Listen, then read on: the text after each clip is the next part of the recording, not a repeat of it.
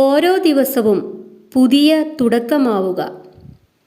ചെയ്യാൻ കഴിയാത്ത കാര്യങ്ങളെ ഓർത്ത് വിഷമിക്കാതെ മെച്ചപ്പെടുത്താൻ കഴിയുന്ന കാര്യങ്ങൾക്ക് സമയം കണ്ടെത്തുക. എല്ലാവർക്കും പ്രശ്നങ്ങളുണ്ട് എന്ന് ഉൾക്കൊള്ളുക. മനസ്സ് ശാന്തമാക്കുക. കഴിഞ്ഞ കാലത്തെ തെറ്റുകളിൽ നിന്നും പാഠം ഉൾക്കൊള്ളുക. അവയെ വിട്ടുകളയാൻ പഠിക്കുക. ഏറ്റവും വലിയ ശത്രുവാണ് നിരാശ. അതിന് മനസമാധാനം നശിപ്പിക്കാൻ കഴിയും. പോയ കാലത്തെ മാറ്റാൻ നമുക്കാകില്ല.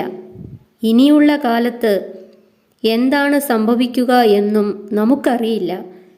പിന്നെന്തിനാണ് നാം സങ്കടപ്പെടുന്നത്? ക്ഷമയും ആത്മാർത്ഥതയും സ്വായത്തമാക്കുക.